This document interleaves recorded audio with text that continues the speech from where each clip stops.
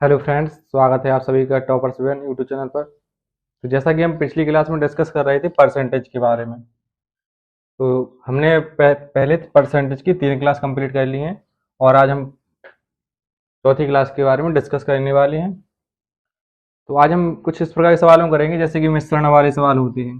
जैसे मिश्रण में इतने परसेंट पानी मिला दिया, इतना लीटर पानी मिला दिया, तो इस प्रकार जो सवाल होते हैं ये अक्सर एग्जामों में पूछे जाते हैं। तो आज हम इसी प्रकार के सवालों को डिस्कस करने वाले हैं। तो आइए देखते हैं पहला सवाल क्या लिखा है। पहला सवाल लिखा है 20 लीटर मिश्रण में 80% पानी है तथा शेष एल्कोहल है। यानी कि जो 20 लीटर मिश्रण है उसमें 80% पानी है तथा शेष एल्कोहल है। यदि 4 लीटर पानी और मिला दिया जाए तब मिश्रण में एल्कोहल की प्रतिशत मात्रा ज्ञात कीजिए। इस प्रकार सवाल को कैसे हल करेंगे आइए समझते हैं। मान लीजिए कि ये कोई पात्र है। मान लीजिए कि ये कोई पात्र है, इसमें 20 लीटर मतलब मिश्रण है, इसमें कोई मिश्रण भरा हुआ है जो कि 20 लीटर है। हमने यहाँ पर लिख लिया 20 लीटर मिश्रण है।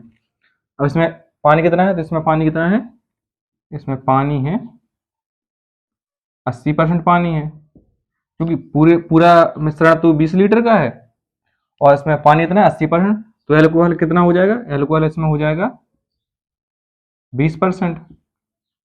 इसमें पानी और 80% है तो एल्कोहल 20% हो जाएगा। अब इसमें हम एल्कोहल की मात्रा निकाल लेंगे, तो आखिर इसमें एल्कोहल है कितना। 20 लीटर का हम 20% निकाल लेंगे,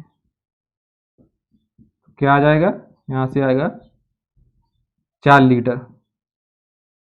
4 लीटर यहाँ से एल्कोहल की मात्रा आ गई। अब इसमें आगे लिखा क्या है, इसमें आगे लिखा है यदि 4 लीटर पानी और मिला दिया जाए तब मिश्रण में एल्कोहल की प्रतिशत मात्रा ज्ञात कीजिए। ये जो पहले जो मिश्रण था वो 20 लीटर का था, इसमें 4 लीटर पानी और मिला रहे हैं, तो ये कोई दूसरा पात्र है। इसमें जो 20 लीटर जो मिश्रण था उसमें 4 लीटर पानी और मिला दिया, तो यहाँ पर पूरा मिश्रण कितना हो जाएगा, 24 लीटर का। चूंकि एल्कोहल की मात्रा तो सेम है, क्योंकि हमें एल्कोहल तो मिला नहीं रहे हैं, हम सिर्फ पानी मिला रहे हैं। इसमें 24 लीटर का जो पात्र है दूसरा, इसमें मिश्रण भरा हुआ है जिसमें 24 लीटर, एल्कोहल सेम है। तो अब इसमें एल्कोहल की प्रतिशत मात्रा निकाल ली है, क्योंकि इसमें 20% एल्कोहल, यानी कि 4 लीटर इसमें एल्कोहल था, तो इसमें भी 4 लीटर एल्कोहल ही होगा, क्योंकि इसमें एल्कोहल हमने नहीं मिलाया है। तो इसमें हम निकाल लेंगे, परसेंटेज में निकाल लेंगे कि कितना परसेंट एल्कोहल इसमें दूसरे पात्र में है। 4 लीटर है किसमें से, 24 लीटर में से, क्योंकि इसमें सिर्फ पानी की मात्रा बढ़ाई गई है, इसमें एल्कोहल की मात्रा नहीं बढ़ाई गई। 4 लीटर एल्कोहल है 24 में से, इंटू 100। 4 से काटेंगे 6 बार, अब इसको 6 से काट देंगे तो क्या आएगा, 16 सही 4/6। स्कोर काट देंगे तो 16 सही 2/3% एल्कोहल आ जाएगा। तो इसका आंसर क्या आएगा, 16 सही 2/3। उम्मीद करते हैं आपको यह सवाल समझ में आया होगा। आगे बढ़ते हैं अगले सवाल की तरफ, देखते हैं अगला सवाल। तो अगला सवाल क्या लिखा है अगला सवाल लिखा है एक व्यक्ति अपनी आय का 75% खर्च करता है। यदि व्यक्ति की आय 20% बढ़ती है तब व्यय 10% बढ़ता है।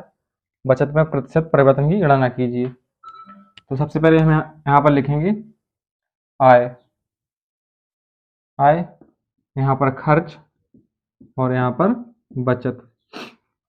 तो लिखा क्या है, इसमें लिखा है एक व्यक्ति अपनी आय का 75% खर्च करता है। मान लीजिए कि किसी व्यक्ति की आय 100 रुपए है, उसमें से 75% खर्च करता है। 100 में से 75% यानी 75 रुपए उसने खर्च कर दिए। तो बचत कितनी हुई, 100 रुपए वो कमाता है, उसने 75 रुपए खर्च कर दिए, तो उसकी बचत कितनी हुई, बचत हुई 25 रुपए। अब आगे लिखा क्या है, आगे लिखा है यदि व्यक्ति की आय 20% बढ़ती है। पहले आय 100 थी, अब इसमें 20% की बढ़ोतरी हुई, तो कितनी हो जाएगी 120। 100 पे 20% बढ़ाएंगे तो 120 हो जाएगी। अब लिखा है तथा ब्याज 10% बढ़ता है। ब्याज जो था 75 रुपया था, अब इसमें 10% की बढ़ोतरी करेंगे तो क्या आएगा, 75 का 10% निकालेंगे क्या आएगा 7.5। अब 7.5 इसमें जोड़ेंगे तो क्या आएगा 82.5 रुपया। कमा रहा है वो 120 रुपये, उसमें से 82.5 रुपये वो खर्च कर रहा है, तो बचत कितनी होगी, उसकी बचत होगी 37.5 रुपया। 120 में से 82.5 घटाएंगे, क्या बचेगा 37.5।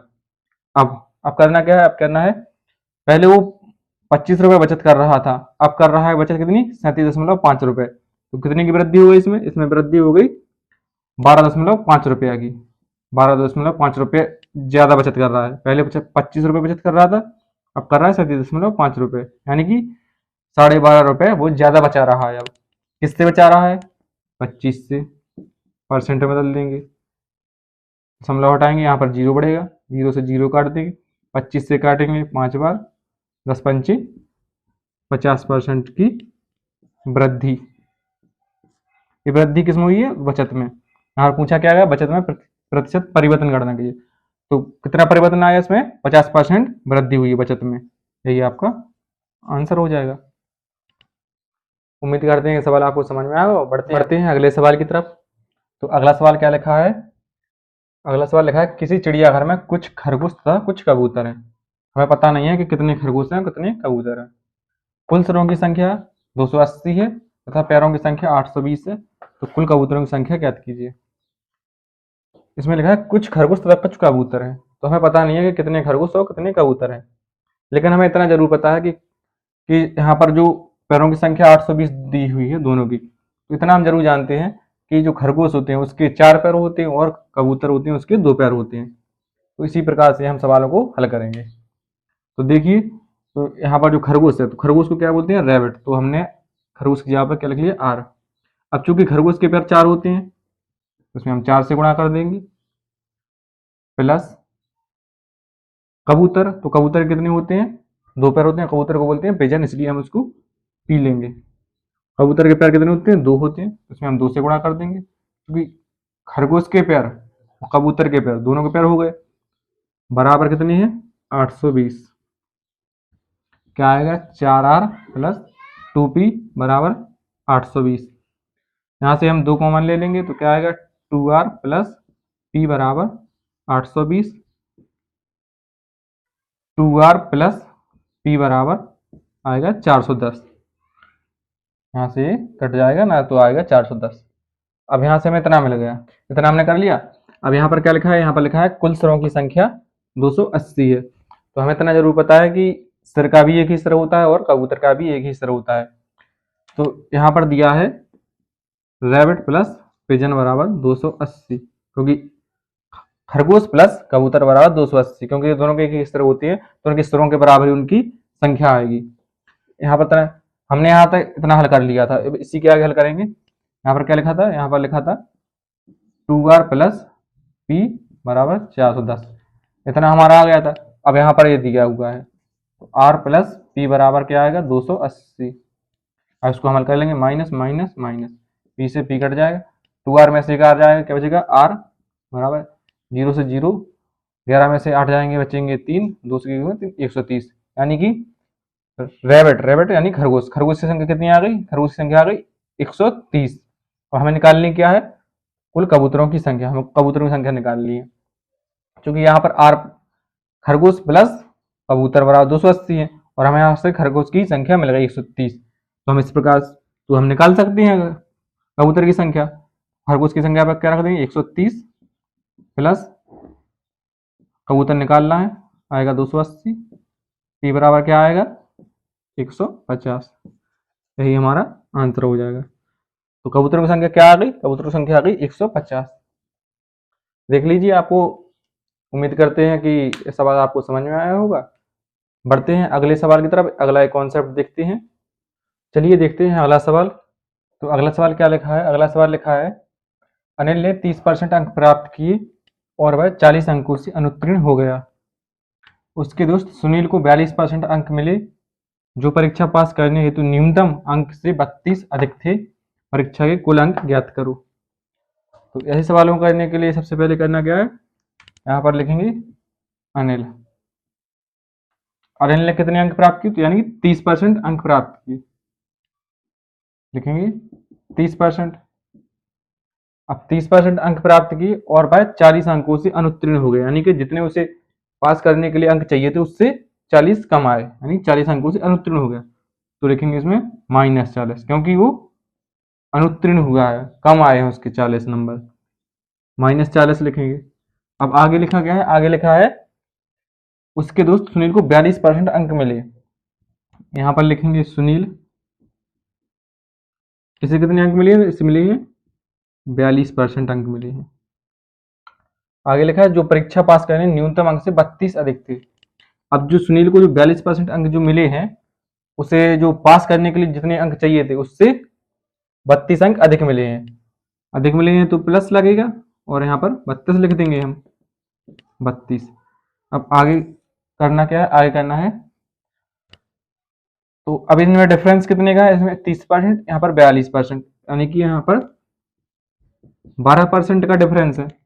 और यहाँ पर कितने का डिफरेंस है, यहाँ पर कितने का डिफरेंस है, यहाँ पर 8 का डिफरेंस नहीं है। यहाँ पर आपको एक चीज नोटिस करनी पड़ेगी, यहाँ पर क्योंकि ये माइनस में है, माइनस में है 40 अंक और ये प्लस में है, तो यहाँ पर 8 का डिफरेंस नहीं है, यहाँ पर डिफरेंस है 72 का, क्योंकि ये माइनस में 40 है और ये प्लस में 32 है। तो यहाँ पर डिफरेंस कितने का होगा, यहाँ पर डिफरेंस होगा 72 का।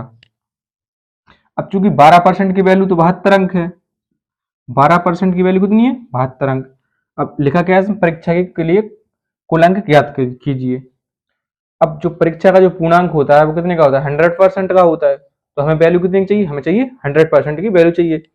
यहाँ पर 12% की वैल्यू दी हुई है, हम यहाँ से 100% की वैल्यू निकाल देंगे, क्योंकि 100% की वैल्यू कितनी आएगी, 72।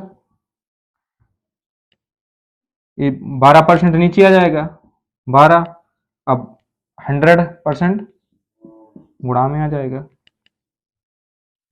12 से काटेंगे 12 6 72, 100 का 6 में गुणा करेंगे क्या है 600 अंक, यानी कि जो 600 अंक हैं जी पूर्णांक हैं, कुल अंक हैं, 600 कुल अंक हैं। यही हमारा आंसर होगा। चलिए बढ़ते हैं अगले सवाल की तरफ। चलिए अगला सवाल देखते हैं, अगला सवाल क्या लिखा है। तो अगला सवाल लिखा है, एक परीक्षा में ए को बी से 10% अंक कम प्राप्त हुए, बी को सी से 25% अधिक अंक मिले तथा सी को डी से 20% कम अंक मिले। यदि ए को 360 अंक मिले तो डी को कितने अंक प्राप्त हुए। तो ऐसे सवालों को करने के लिए सबसे पहले क्या लिखेंगे, ए बी सी डी तीनों को लिख लेंगे।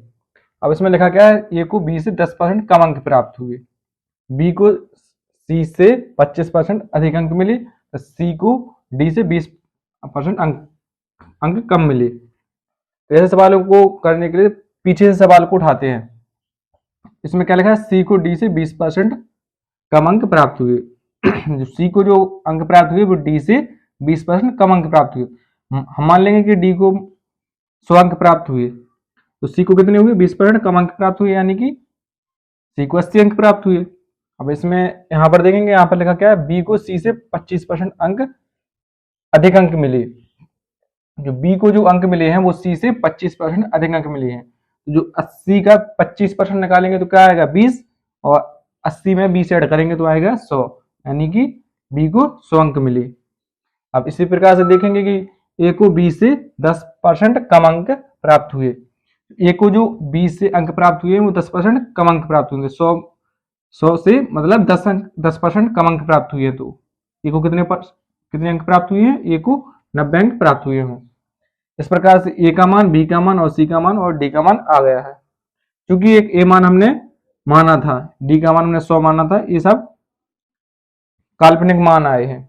लेकिन जो यहाँ पर लिखा है कि ए को 360 अंक मिले, ए का जो रियल मान कितना है, ए का जो रियल मान है 360, ए की जो वैल्यू है 360 है, ए की जो रियल वैल्यू है वो कितनी है 360 है। तो इसमें क्या लिखा है, इसमें डी को कितने अंक प्राप्त हुए, यानी डी को कितने अंक प्राप्त हुए।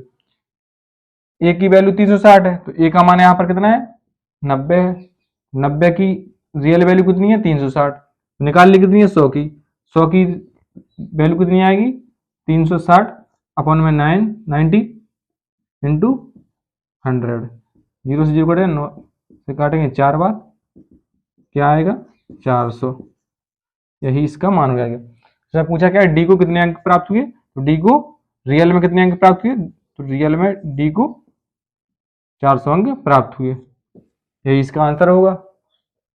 और यदि आपको वीडियो पसंद आई हो तो हमारे चैनल को सब्सक्राइब करें, लाइक करें, वीडियो को शेयर करें।